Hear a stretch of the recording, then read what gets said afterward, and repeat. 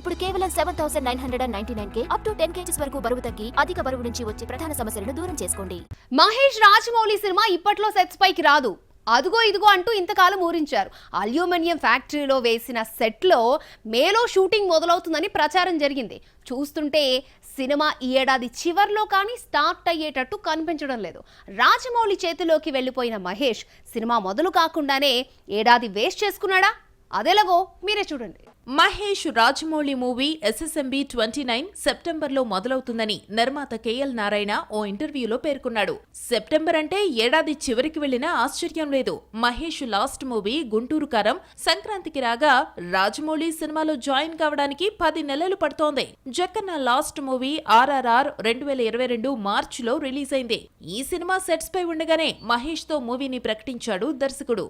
మహేష్ తో మూవీ అనుకుని 2 ఏళ్లైనా ఏడాది పాటు ఆస్కార్ తో గడిపేశాడు. సిన్సియర్ గా 6 నెలల నుంచే ప్రీ ప్రొడక్షన్ వర్క్ చేస్తున్నారన్నమాట. SSMB 29 ఎప్పుడు మొదలైనా పూర్తి కావడానికి 2 ఏళ్లు పడుతోంది.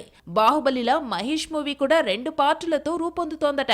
అయితే 2 పార్టుల షూటింగ్ ను సమాంతరంగా స్టార్ట్ చేసి ఏడాది గ్యాప్ లో 2 పార్టులను రిలీజ్ చేస్తారని తెలిసింది. ఈ లెక్కన ఫస్ట్ పార్ట్ 2026 సెకండ్ హాఫ్ లో లేదంటే 2027 సంక్రాంతికి వస్తుంది. 2028లో రెండో పార్ట్ రిలీజ్ అవుతుంది. RRR తర్వాత రాజమౌళి రేంజ్ పెరగడంతో మహేష్ మూవీని పాన్ వరల్డ్ గా తీయాలి. ఇంతవరకు పాన్ ఇండియా వైపు చూడని మహేష్ ఏకంగా పాన్ వరల్డ్ లోకి అడుగు పెడుతున్నాడు. 400 కోట్ల బడ్జెట్ తో RRR ను తీస్తే మహేష్ మూవీ 1000 కోట్లు దాటిపోతోంది. రాజమౌళి సినిమా కోసం మహేష్ పూర్తిగా మారిపోతున్నాడు. ఏదో చిన్న చిన్న చేంజెస్ కాకుండా భారీగా మార్చేస్తున్నాడు జక్కన్న.